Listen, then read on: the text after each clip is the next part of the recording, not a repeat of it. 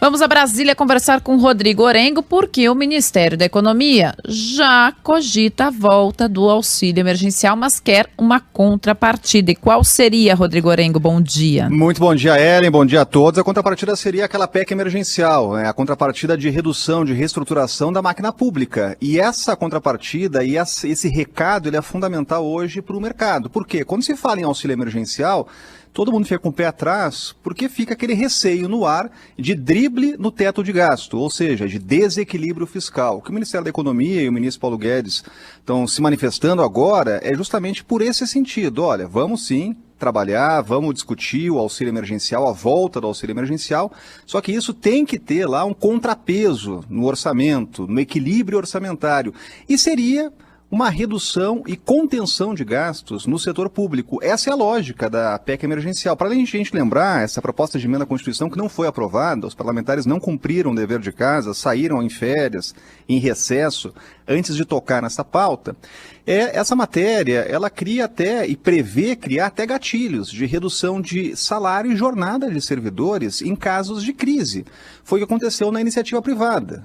A proposta, ela tenta refletir o que acontece na iniciativa privada em momentos de crise no setor público, que tem aquela estabilidade. Tem uma série de regras que, nesses momentos de crise, acabam criando ali uma proteção, claro, para os servidores. Agora, isso traz uma consequência, isso traz um desequilíbrio fiscal. Então, a lógica toda do debate é essa. E foi uma manifestação importante, o Ministério foi obrigado a se manifestar, porque os candidatos à presidência da Câmara e do Senado estão defendendo a volta do auxílio emergencial, uma espécie de consenso. Porque muitas pessoas, a gente está falando de 20 milhões aí de brasileiros, que ficaram sem o auxílio emergencial e ainda não têm uma alternativa. Os níveis de emprego ainda estão preocupantes. A gente está num momento de crise. Então, qual é a alternativa que se dá num momento como esse? Bom, os candidatos estão defendendo isso. O debate imediato, emergencial, de uma espécie de auxílio ou de uma reformulação do Bolsa Família. Agora, para isso, vão ter que se comprometer realmente a cortar na carne, a fazer a história do dever de casa, a reestruturar a máquina pública para abrir espaço no orçamento. Aliás, a gente não tem orçamento votado ainda neste ano. É mais uma coisa que os parlamentares deixaram de fazer antes de entrar no recesso. Então, o primeiro ato aí do presidente do Senado, principalmente, que mexe com o orçamento, que é o presidente do Congresso, vai ser conduzir esse debate para, logo de imediato, votar o orçamento e aí encaminhar esse debate aí de uma alternativa ao auxílio emergencial. Tem muita gente precisando e a classe política aí precisa dar uma resposta.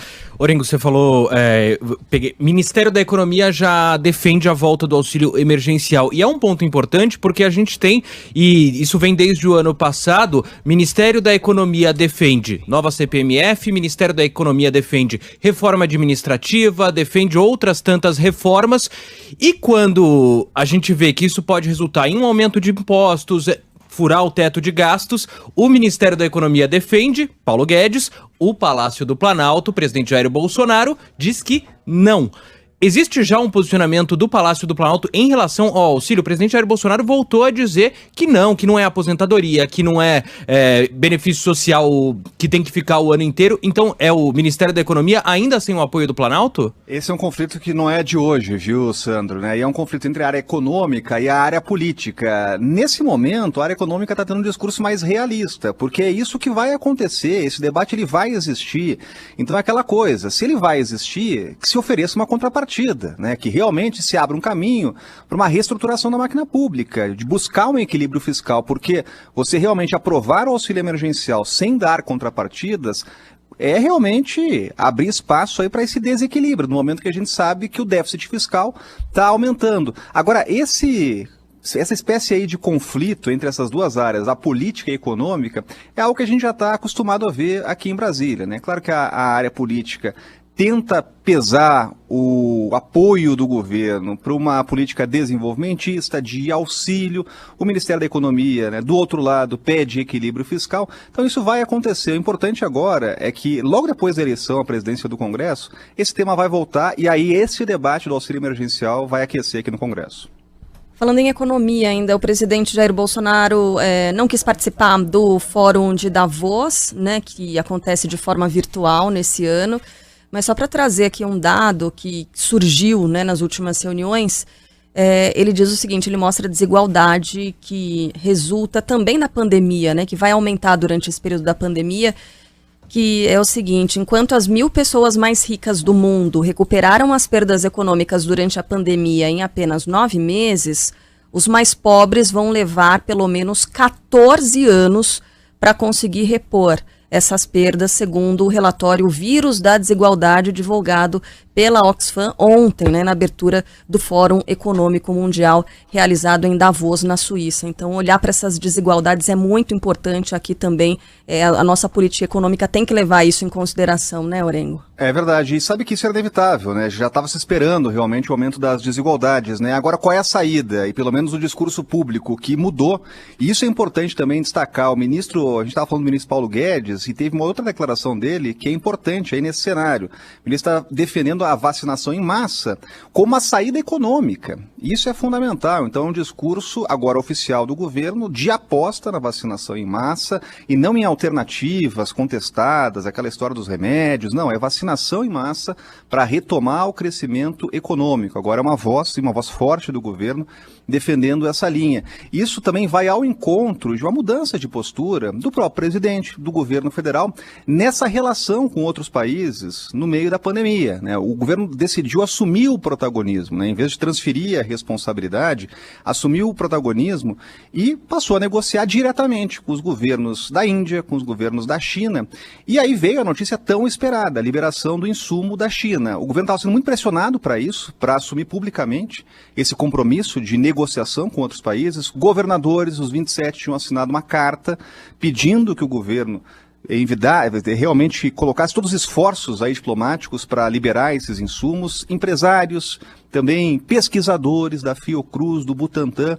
Então, a solicitação, a reivindicação, a pressão estava saindo de todos os lados aqui. E o governo agora assume esse compromisso público e muda a postura, muda o discurso que foi bem recebido aqui em Brasília, né? Se antes a gente ouvia a história, olha, vacina do Dória, vacina da China, lançando suspeitas aí sobre a origem da vacina, agora não, a vacina do Brasil, confiança na vacina, discussão e relações diplomáticas de alto nível com outros países. Então isso mudou, e essa mudança de postura, né, deixando aquela chamada guerra ideológica de lado e optando por uma política externa de mais pragmatismo, é claro que foi bem recebida. Esse era um pedido aqui de parlamentares, até de aliados, que solicitavam ao governo que mudasse essa lógica aí de negociação externa, de política externa, e o que foi muito bem recebido. E mais importante, apesar dessas brigas políticas, e esse tema ele foi politizado entre o governador, entre o presidente, o mais importante é que finalmente o IFA, que é o produto mais procurado hoje no mundo, que é esse insumo para a produção da Coronavac, da vacina de Oxford,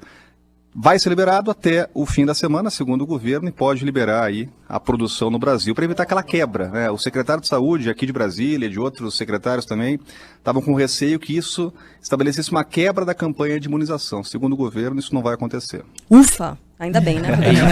De IFA vai para UFA. Orengo volta amanhã a participar nesse mesmo horário. Orengo, um beijo para você, bom trabalho por aí.